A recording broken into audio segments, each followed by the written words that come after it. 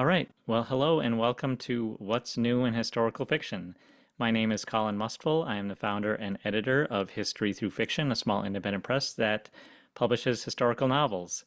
What's New in Historical Fiction is a regular panel series that we host, and we always bring on authors with new and upcoming historical titles. So I'm really excited about today's panel. We have four really amazing authors that all have new books that are coming out. I actually have a landing page which with each one of their books that I'm going to post here in the chat in just a second, where you can learn more about those titles. Of course, our panelists are going to be talking about them throughout the evening here. Just got to change everyone. Okay. All right, so I just posted that link in the chat if you want to go check out those books. The landing page links the books to bookshop.org because we like to support Sure. independent And presses. And every time you buy a book from bookshop.org, it gives a percentage back to local independent bookstores. So we like to do that. If you're an attendee, please say hello in the chat. Let us know where you're joining us from. Let us know what you're reading. Maybe you've had a chance already to read one of our panelists' books. Go ahead and say something about that, and you can interact with us throughout the event there via the chat. I'm going to move myself to the top of the screen. I'm a little confused. What's the chat as opposed to this Oh, screen? there's if It's a you separate thing, yeah right? on the bottom of the screen there's a little Yeah. chat bubble, and you can open up on the side of the screen, and then you Okay. can say hello to our participants. So here we already have one person saying hello from Anniston, Alabama. Okay. I know Hi. somebody in Anniston. All right, So, well, Rosina, why don't you start us off by just telling us a little bit about yourself and about your novel, The Sweet Blue Distance. okay. Well, I write historicals mostly under a pen name, Sarah Donati, and I was a full tenured university professor for about 20 years when I started writing full time when I left the university system. I write. Uh, I write. I'm trying not to be distracted by that news crawl on the bottom. Um, I write. My historical fiction is set in the U.S., primarily on the East Coast, although the new book is not on the East Coast. And the idea came originally because I was with a creative writing class. I gave them an assignment. I said, I want you to take um, a strong male character from some historical novel, something that you like or you admire the way it was written. And then I want you to take a strong female character from a completely different novel and put them in the same room and see how they interact and how you talk to them. And that's really was the start of the whole thing. And so I have uh, uh, Natty Bumppo from Last of the Mohicans. My character is based loosely on him, and his counterpart is Elizabeth Bennet. So not that you should notice this at all, but that's how it gets started.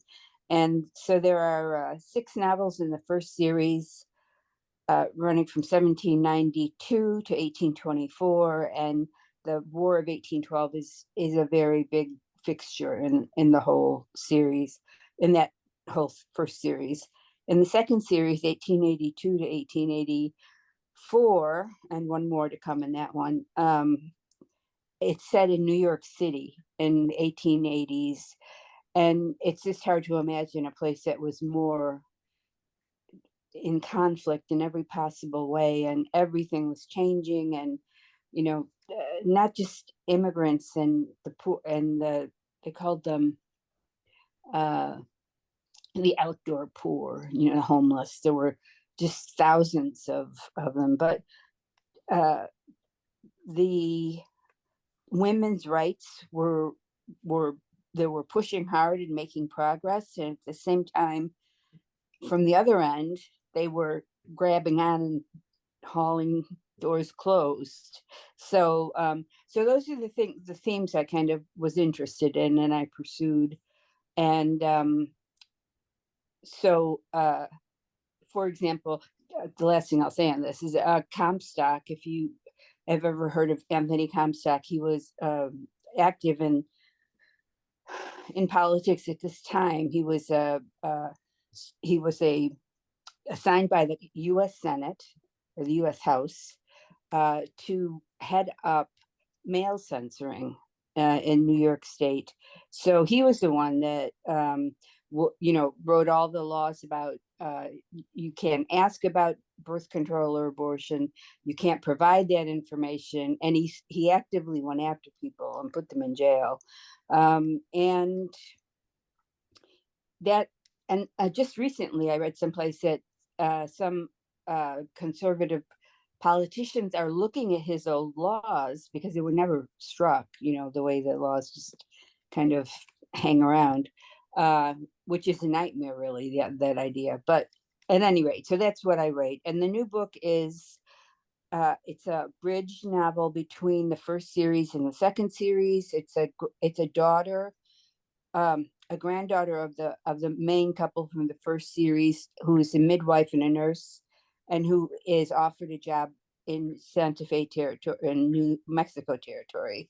And things are, in 1857, the world was just on fire already at that point, and so there was a lot going on. And that's it. That's a summary. I mean, I've written other things, but those are the ones you want to hear Yeah, you definitely about. keep yourself busy, don't you? uh, Well, I try to. I'll definitely have some more questions, get more into the Sure. Sweet Blue Distance. But let's go to Laura. Laura, if you could introduce yourself and let us know about 1666. I would love to. Here it is. Here's the cover. Um, Thank you, Colin, for gathering us all together. This is fun. This is although I've written another book of historical fiction, this is my first historical fiction to be published. So I'm excited about that. But this tells the story based on written colonial records and then the oral tradition of the Potawatomi tribe in Virginia. It's their story of survival. So in 1666, the tribe was attacked, and this is written down in the records, the words that they were to be destroyed, make war to the utter destruction, and dispose of the women and goods. And so on that fateful night in the summer of 1666, all the men were killed who were in the camp that night, and the women and children gathered and marched south and sold into slavery in Barbados to work in the sugar fields. They weren't the only ones from the Americas sold into slavery in Barbados. Both South American and North American native peoples were sold.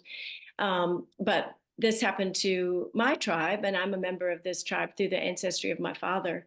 The oral tradition then picks up, and 2 or 3 women, depending on which story you heard, but my book answers both questions, made it back to their homeland, and just through resilience and love of family and strength, made it back. And from these women, the tribe survives to this very day. And the Potawatomi are recognized as a native tribe of Virginia.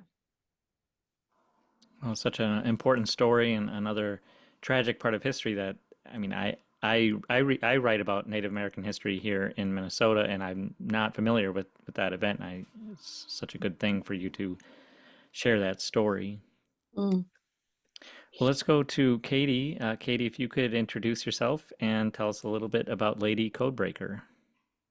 Sure. I am Katie Alden. The big secret is that my name is actually Karen, but it's not a good name to have these days. So Katie is fine. Lady Codebreaker came out about a month ago, and it is my second historical novel. It's based on the true story of Elizabeth Smith Friedman, who was the first, not the first, but one of the first female codebreakers to work for the US government. And in that capacity, she caught saboteurs during World War I. She tangled with some pretty dangerous smugglers during Prohibition, including Al Capone's Chicago outfit. My relatives. Yeah. I think his brother Ralph Bottles Capone was involved in a big trial that she was testifying at in New Orleans, and then she went on to work during World War II, busting up Nazi spy rings, fascists who were trying to invade the U.S. via South America. So she was busy. She was quite a lady. She's about 5'3", and I have a line in the book, where her husband says, something to the effect of, "You may be small, but you have a skyscraper in your soul." Mm-hmm. And she's was a remarkable woman. Mm-hmm. I felt it was a privilege to write this book. It was not easy, but it was a privilege. Well, yeah, it's an incredible story, and definitely want to ask you more about Grace, but we'll get to that in a little bit. Next, let's bring on Jennifer. Jennifer wrote The Underground Library. I actually talked to Jennifer a couple months ago, and she's on the podcast, History Through Fiction, the podcast today. So after this event, if you want more of Jennifer, you can find that on our podcast. But Jennifer, why don't you say hello and tell us a little bit about the Underground Library? Yeah, thank you so much, Colin, for having me on. It's really great to meet everyone and be here. So the Underground Library came out around about a month ago, and it's just getting so much warm praise from everyone. It's just great. It's set in the Second World War, in the Blitz, in London, and basically during the Blitz, a lot of life went underground to the underground stations because they were available, and even though the government at the beginning didn't want anyone to use them, people still went down there anyway, and they were basically bombarding the underground. But this particular story is about a library that got bombed within the first week or two of the Blitz, of the London Blitz. And some very brave librarians decided that instead of doing what they should have done, which is pack all the books away so that they could all go into storage for the rest of the war, they said, no, we have to keep the library open. This is what the people need during the Blitz. They need books. They need to be able to get together. They need to have the ability to escape the world that they're in at the moment, to just take themselves away, and also just the community that books form in themselves, allowing people to really come together to talk about books, to discuss them, to read them out loud. That was another thing that really came out of this, was the reading aloud of books as well, especially helping people who weren't able to read for themselves. And so all of this formed like one of the biggest communities in the London Underground during. So it's a great story within itself, and this follows the three of the women who, well, two of them work in the library, and one of them is also connected as well, and their various things that they're going through as a result of the war. So it was a really interesting book to research. I don't know about everyone else, but I love the research almost more than the writing of the book. Honestly, it's so wonderful to really dig into history and really understand this. I do an awful lot of work with first-hand material, diaries and so forth, journals, letters. And I've interviewed an awful lot of old ladies about their experiences during the war. And all of these really come together to form these very vibrant stories that are really all based on reality. You should have talked to my mother-in-law was in both my parents-in-law are English, so they lived through the Blitz and have had lots of stories. They're gone now, but yeah, interesting and important too, really, to know how people coped. Yeah, it really shows the value of books, and maybe we take that for granted a little bit. Well, thank you, Jennifer. Rosina, let's go back to you. I received a copy of your book from your publicist, and it's very thick. Can Hmm. you well, first tell us a little bit about the journey that your main character goes on, and then I'm also interested to know more about how you craft such a thick narrative and keep the reader engaged throughout it. Yeah. Okay. Well, first of all, it's not the thickest one I've written, so it's just my natural rhythm, I think, to some degree. But uh, uh, this novel took me longer than any of the other novels, and I think it's the 10th or the 12th actually. It took me longer because the research was really, really involved and very challenging, and things that you think about that period. Well, everybody thinks they know something about the Civil War, but there's my eyes were opened many times. So, for example, you could not travel across the country by train. You could only get as far as St. Louis, and then you had a couple of choices. You could get on uh, a post wagon or a private wagon or whatever, and go by stagecoach, or you could ride a horse.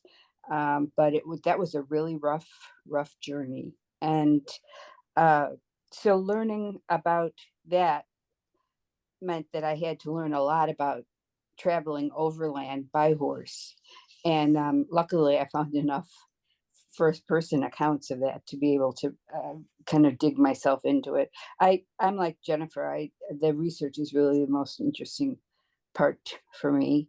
I can get lost in a footnote. I find a footnote and then it drags me off elsewhere. And so how do I structure the story so that people stay engaged? Well, I don't know that they do with this one yet. It just came out last week, but I think I've I've heard good things, and I think the idea is that plot doesn't work without strong characters, and strong characters without plot don't go any. That doesn't work either. So you have to have both things, and you're trying to make you want the reader to turn the page, which means that you have to engage their interest somehow or another. And so I just take the Anne Lamott once had a saying, the bird by bird approach. You move the character from here to there and you see, what's on that end. So they're going to move on. So that's it. That's really all. I don't have any big secret. It's just that I've been doing it now for 20 some years. And but I will admit that this last book was the most difficult for me. It was not just the research. I mean, the problem with research this time was that a lot of lots that I had to read was in Spanish, and I did manage to get most of it translated. Um, but also, the pandemic and everything else was going on, and it just really, really slowed me down. So I'm sure everybody else had that same experience with the greater world. Um, yeah. Does that answer your question? Yeah, I mean, it definitely goes to show the amount of work that goes into a historical novel. I can't imagine all the different elements you had to research to figure out how they traveled and what the Yeah. circumstances were like in each different area of the country and those Yeah. sorts of things. It was not easy, but I got through it. Well, Laura, let's talk a little bit about the research for your novel. I'm curious to know, for you, first of all, when were you inspired to tell this story about this history? And then how were you able to gather the evidence and do the research about, victims where the history is probably a little more hidden? Yeah, so I first heard the oral tradition back in 2007. the chief of the tribe at that time was Chief Two Eagles Green, and he came to our family reunion and sat with us and told us about the women and how the tribe had survived. And so sort of from that moment on, I just wanted to find out everything I could. And so I asked him, where are the books about all this? And there were none. And so digging around, and I agree with the fellow authors on the panel, the research is just the most invigorating, and you get so many bits and pieces that then get incorporated into the story. But then I just started to try to uncover books, anthropology books, and then early written records to see what was being said about this particular tribe. And there was no book about the Potawatomi. There were mentions here and there. The women were not being written about by the early invaders, if you will, or the early explorers. So again, there were just bits and pieces written about what the women were doing. When there was the written record, it was mostly about the men's activities with just sort of side notes.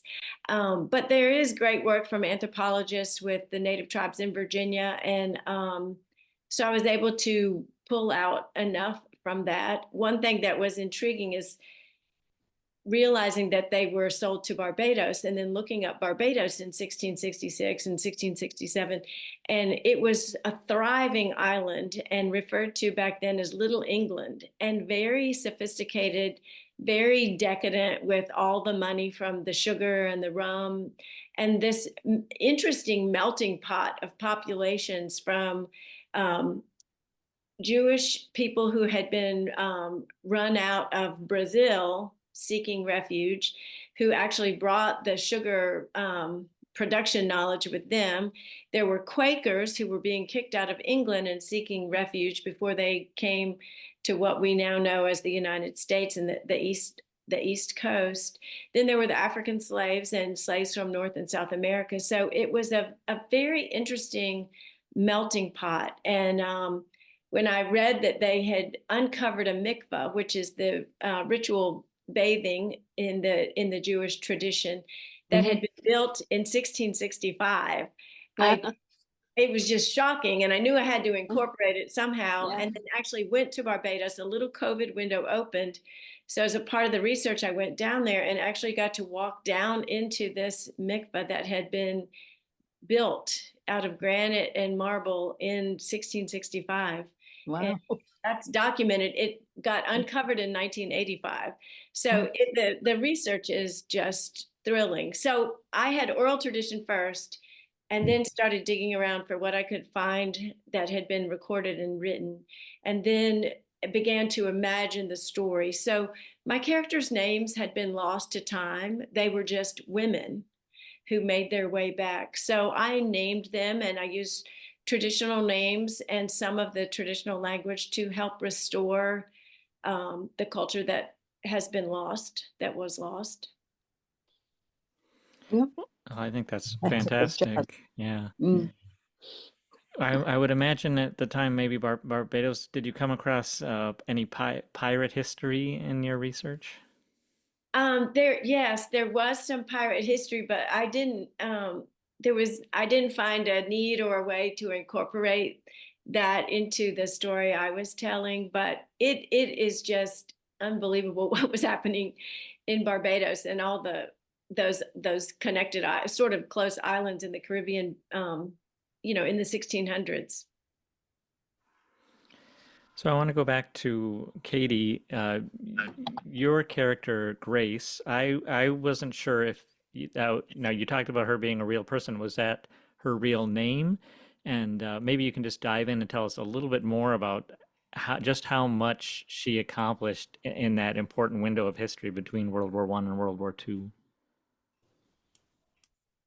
Her name, her name was actually Elizabeth. I chose to change it just because when I'm taking liberties with a real person, I feel that they're entitled to some form of disguise, I guess. Yeah.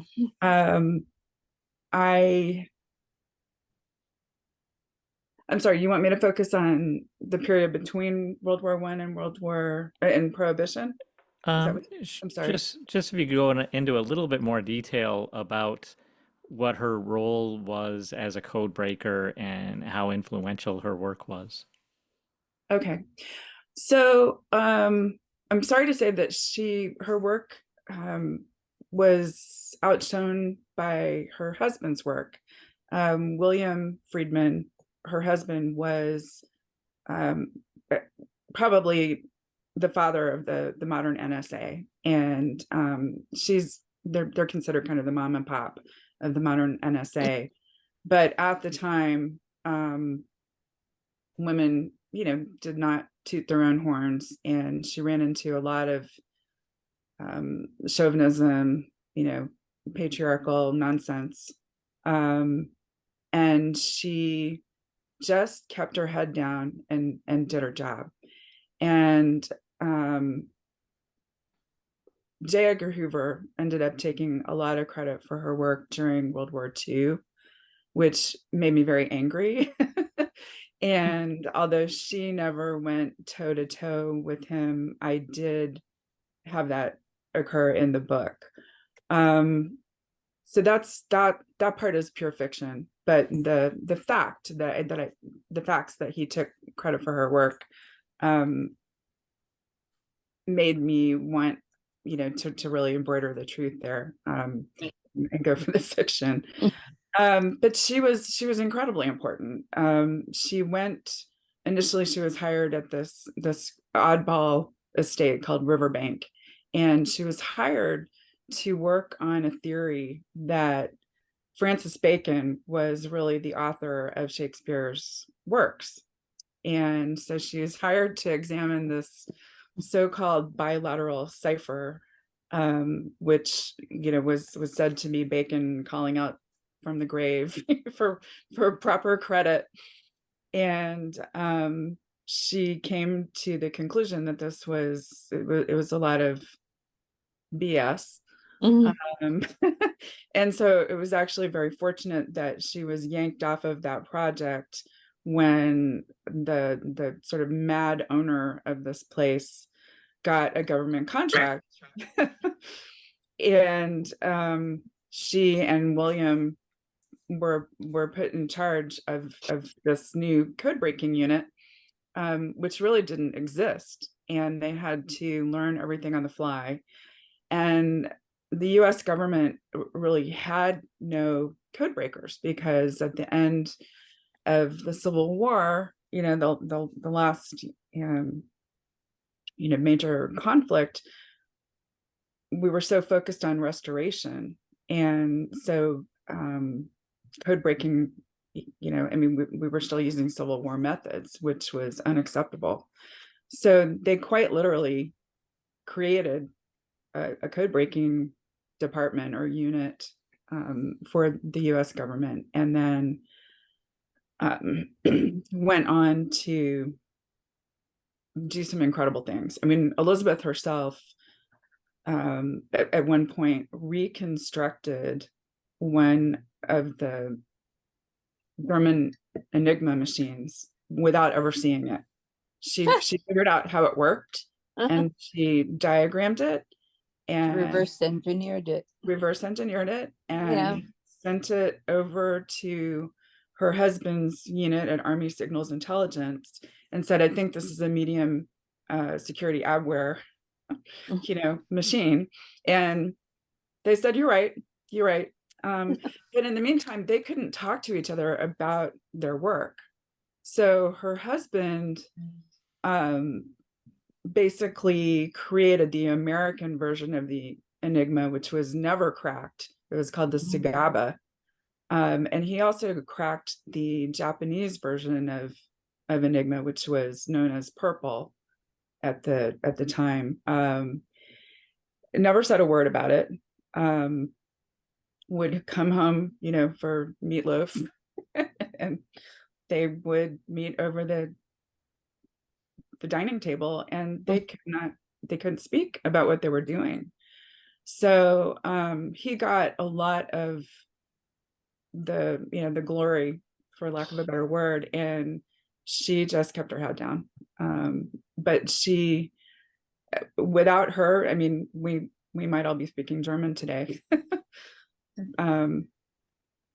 They were trying to turn all of South America fascist, and there's a quite a large German population Yeah. down in Brazil and Argentina, and Well, anyway. especially after the Second World War, that's where they all ran away to. Yeah. Well, that too, but there Yeah. were them already there. Mhm. And Katie, how did you come across Elizabeth's story? I came across Elizabeth's story. I watched a PBS special called The Codebreaker, and it's based on a brilliant book of narrative nonfiction by Jason Fagoni. It's called the Woman Who Smashed Codes, and I can't remember the subtitle right now, but I read that book, and I mean, I saw the PBS special, and my jaw dropped, and I thought, I have to write about this woman. She's amazing. And I read his book, and then I figured out that I was going to have to learn the very basics, at least, of code breaking, so that I could fudge it on the page for a reader. And I became terrified. That's the word, be terrified, because I'm not a math person. My brain does not really work that way. And so I struggled with really wanting to run away from this book, and also not wanting it to be this deathly boring tome, where you watch a woman with a pencil and a worksheet, sit in a corner chain smoking. So it was pretty challenging to create an action plot, because she was also very much a behind the scenes person. She wasn't out there in the action. So it was a struggle to create active, dramatic scenes where she was making a difference. So that took some, I don't know, turn my brain into a pretzel. Yeah. Well, it's her craft, and I think all of you are kind of showing just what goes into that craft. So congratulations on that. Jennifer, let's bring you back in. You have 3 female protagonists. Are they based on real people, or did you have to change names? Are they conglomerates? How did you create these characters? So all of my books, as I say, I start with just doing an awful lot of research and everything, and this is my 5th book, set in the Second World in England, in Britain. So I've already got an awful lot of stories under my belt here that I've read about and everything. So yeah, basically they're generally based on, quite often it's one particular woman and one particular event that is documented, either by themselves or by somebody else. And then I just kind of run with that, and I kind of understand enough about what other similar characters would have been doing during the war to kind of patchwork it all together. So, for example, the main character here, Juliet, she lives in the countryside where she's an assistant librarian, and she, like so many other women at the time, was offered a big job in London, because there were an awful lot of vacancies left by men who had gone onto the front line. And so women who generally in the past, up until that point, would have really been just offered job as very basic assistants, shop assistants, and servants, and maybe teachers if they had a bit of education, and nurses. But they really weren't offered anything else. But suddenly, because they needed women to really step up, they were being offered these amazing, just different jobs, more higher up the ladder. And they were using these opportunities to really show everyone what they were worth, what they were good for, you know, how much they could actually do and take on. So Juliet steps into the position as the deputy head of this large library, and the head himself is not at all happy about this, because it really is unprecedented that you would have a woman in that position. Women in those days were very much treated like Katie was saying earlier. You know, they were treated really as if they weren't really worthy of it. They weren't really able for any more complicated work, and they had to almost keep their head down in order to battle through. And they really had to stand up a lot of the time and, you know, dig their heels in. And that's really what Juliet does in this situation. She finds it difficult in the first place, and then they want to close the library down, and then the library gets bombed, and it's really her who basically drives this move down into the underground.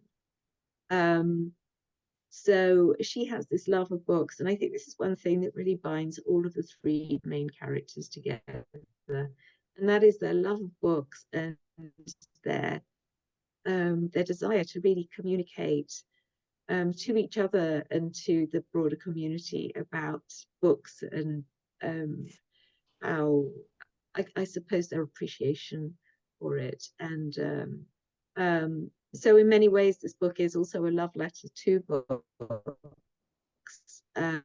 It's and yeah, they do a lot of discussion about the different books and highlighting how each particular book is particularly useful to understand in this particular situation.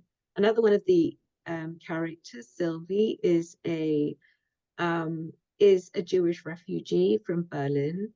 So she, like thousands of women, just before the Second World War, they managed to get a visa to come to Britain to work as a domestic servant. These were very specific visas that were given out, and it was because no one in Europe was actually taking any refugees at all, and there was a humanitarian effort in the UK, in Britain, to set up a pathway or a visa type where people could, Jewish people could escape Nazi tyranny.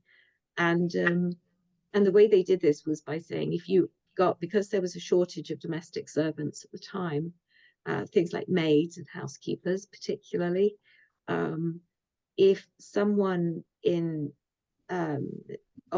Germany or Austria accepted the job, if they took the job and they could prove that they had a job to come to, then they could get that visa. So this is what Sylvie does. Sylvie's 19 years old. She's very young. She's never been away from home. She comes from quite an upper middle class family. She would have had servants herself rather than be a servant. And she is stuck in this situation with this old guy who treats her really badly. And this happened. This obviously happened because these poor women, because they were mostly women, were kind of they were their entire visa was based on them keeping their position in this particular job, and so therefore a lot of employers could really take advantage of them, sadly. Anyway, so poor Sylvie, at the beginning of the book, this awful man has 3 servants, but then the other 2 leave because because they find that it's they get treated better and get better wages at the local munitions factory.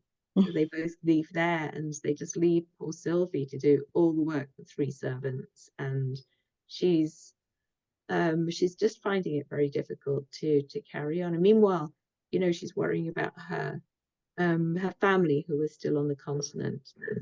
So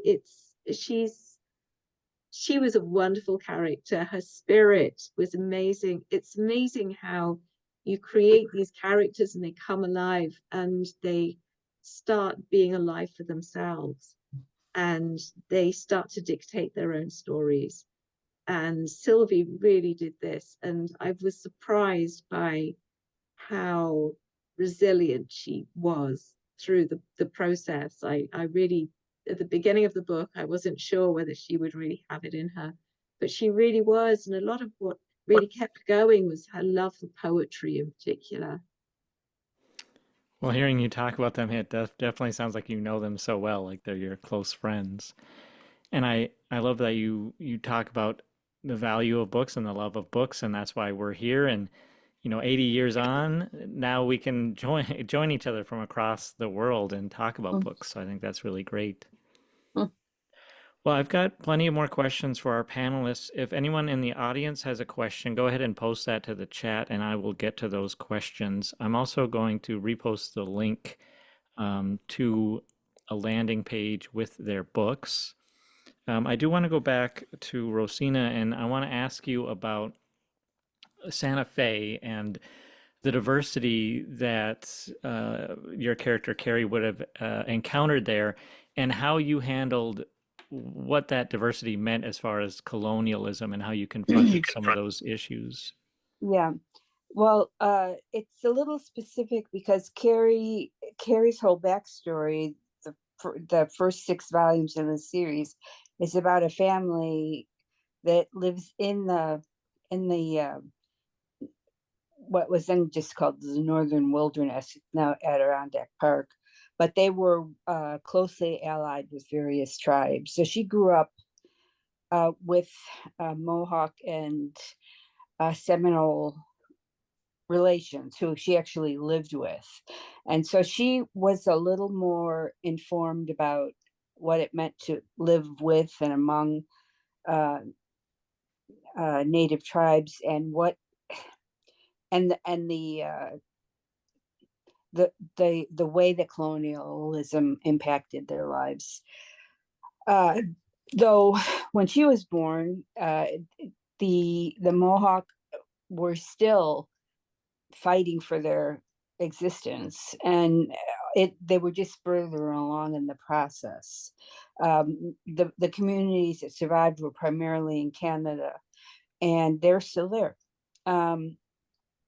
But when she goes west, she comes into a whole world of tribal universes, nations, tribal nations that are, there were at least 30 or 40 of them that she would have passed on the way from St. Louis to Santa Fe. And some of them still very small, some of them growing smaller, but the Navajo, the Kiowa, just every possible tribe. And she is embedded in the Puebloan culture, which is, I don't know if you're familiar with what the Puebloan cultures are, but there are right now, I think, 19 small pueblos, villages, and they are related. They are the same. They consider themselves the same tribe, but they're also quite independent of one another. And so her connection to the native population in Santa Fe is through the Puebloans, who are themselves very different because they were an agrarian people. They weren't like the Apache, for example, who were, followed the buffalo. So she gets to see something she never saw before, and that is the way an active military reacts to and with the Mexican population and the Native American population. And it was extremely complicated because, the colonial period for the Spanish was long and drawn out and firmly embedded. So the cultural and social stuff was very firmly embedded. And so she has to deal both with Spanish colonialism, ideas of class and worth and so forth, and also then the Eastern United States that she brings with her, expect, and lots of immigrants there from all over the place, and so she has to. There's not much that she can do herself as an individual, except be helpful to individuals where possible without interfering, and listen to what they have to say, and to observe and to record what she sees going on. But if she sees a war party with some hostages, and she's in a group of five men who are escorting her across country, there's nothing they can do about that. But she understands that. She comes from a setting where she grew up with those stories, and she knows that. So I kind of, it's a little bit like, I almost like she time traveled from one place to another, and she goes back 150 years and sees more what it was like for the Mohawk and the and the rest of the Haudenosaunee that she knew, and how she deals with that. And it's and the other complicating thing is, I don't know if any of you are aware, but when the war with Mexico ended, they handed over about 3/4 of their land to the US, right? So part of Texas, all of New Mexico, Arizona, Southern California, parts of Utah, that had all been Mexico, and now it was the US. And the big problem was they had to figure out, the white male governance had to figure out what they were going to do with all these new American citizens, many of whom, most of whom were brown skinned. And could they vote?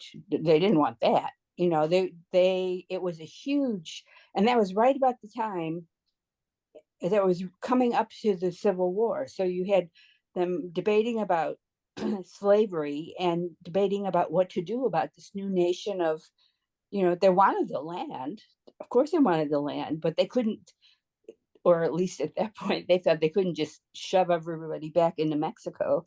So those are the major conflicts that were going on. And I was able to trace through the newspapers. The Santa Fe Tribune was publishing for the time I was writing.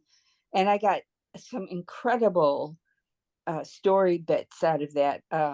So a soldier gets angry at a druggist, a Mexican druggist, and it provokes a fight, and they fight, and then the druggist is arrested, and he's sitting in the jail. And that night, a whole troop just rides into the jail, knocks down the door, and they shoot everybody who's behind bars and they have not been tried, just kill them all.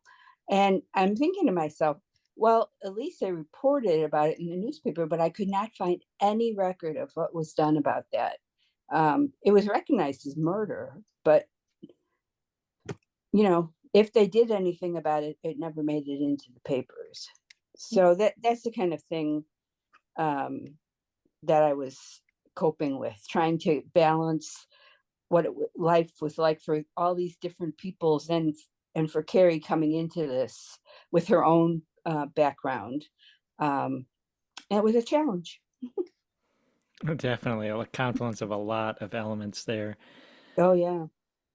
Well, we've got a few questions from the audience. We have one from Eileen, and she asked for all of the authors about how do you ensure that your portrayal of cultures or groups of which you are not a member are portrayed in a way that can be embraced by members of that group. I wonder if Lora could start us off on that. Even though you are a member of the Potawatomi, I'm sure there were some sensitive issues around how you portray that history. So can you talk about those challenges?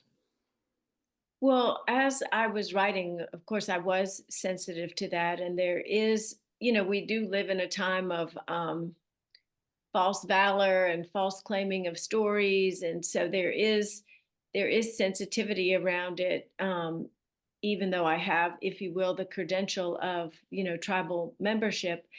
But that was where talking with the tribal elders and letting tribal leadership and tribal historians read the work, to see if I was off or there was anything glaring, and even, other populations, that were, as I mentioned, like in Barbados, to make sure they were being presented fairly and accurately, and, of course, in a non-racist manner. Wanted to make sure that nothing was being said that, could be misconstrued. But it is difficult, and I think, um, the world does want to see authenticity, or when writing about, populations that haven't been heard from previously, and that includes not just, populations, say, of color, but even women. I think, all these stories are about women who, in times past, voices were not heard. So it's good that we're able to tell these stories now. Yeah, that's a good point. Definitely. Well, we've got a question from Greg about research, and I'm sure any one of you could talk about this. Katie, you started to talk a little bit about not only did you have to go above and beyond of the historical research, but you had to do the scientific research. Can you talk a little bit about getting into that, and how do you get yourself out to actually write the story? Sure. I also absolutely love the research end of things, and there was so much to research for Lady Codebreaker, because the book spans 40 years, 2 world wars, prohibition, a lot of changes in society, and it also it touches upon depression.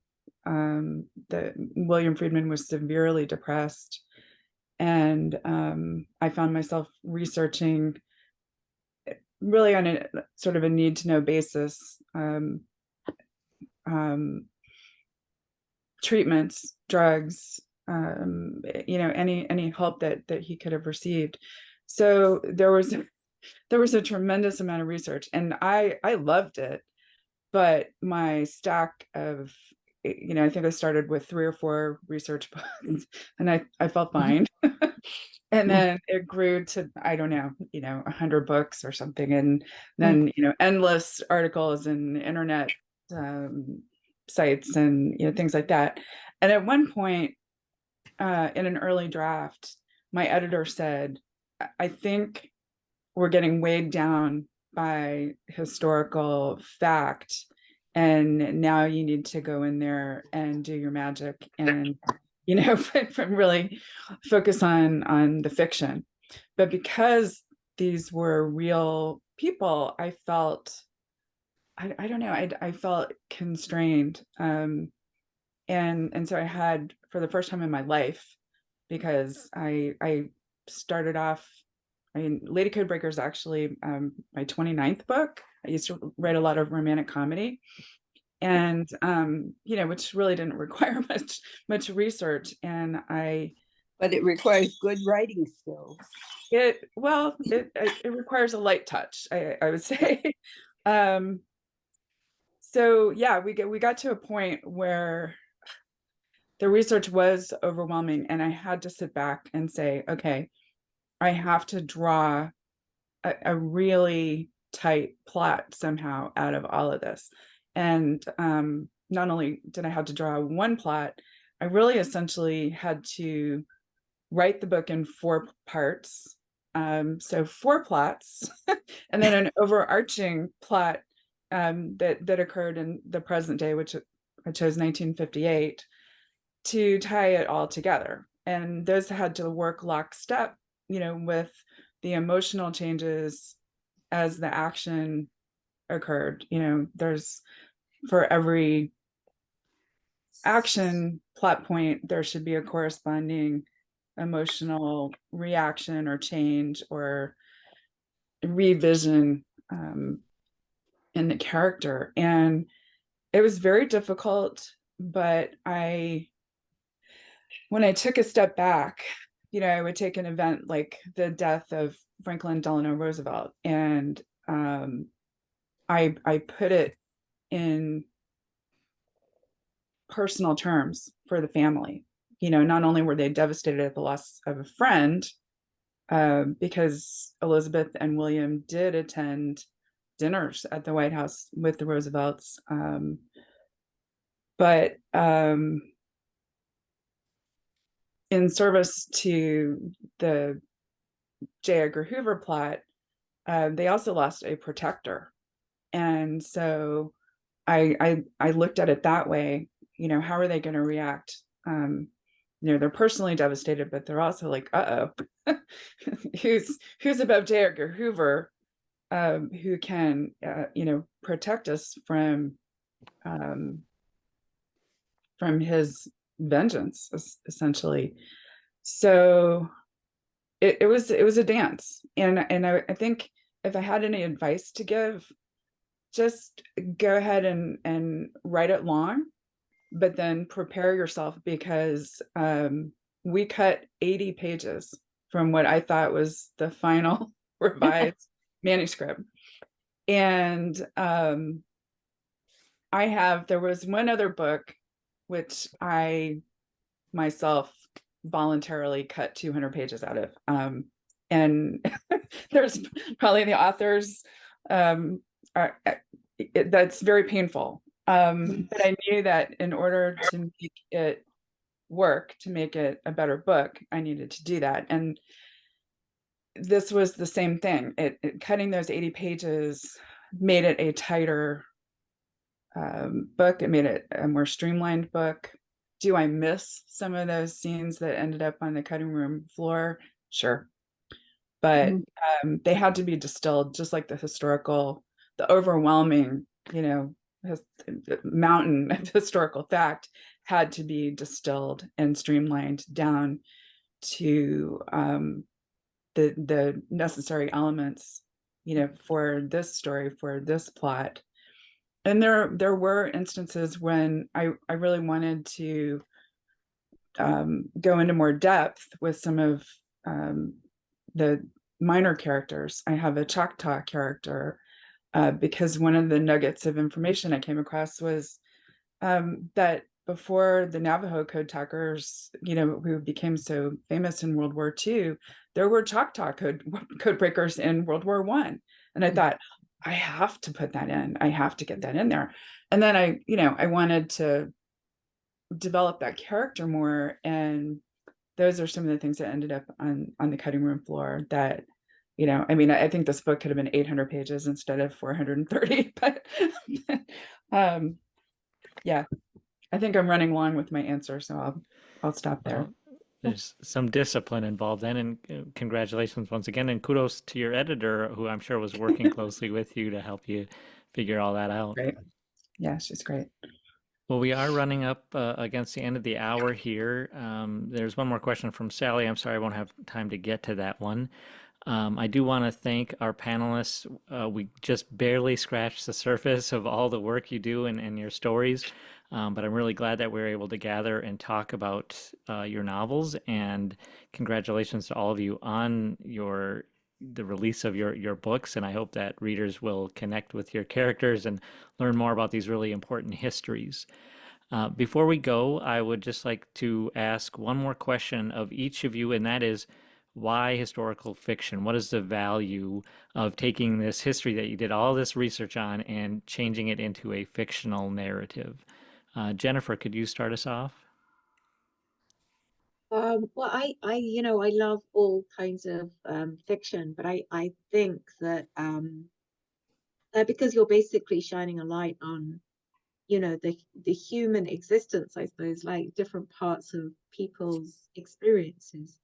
But I think that historical, it gives it that extra dimension as well. It really is. It's just fascinating, and it gives that depth, I think, to fiction that I really miss reading it. Actually, if I just read normal fiction, it doesn't really carry the same weight or information and depth to it that you get by being able to drill backwards and see how things have changed over time. Yeah, definitely.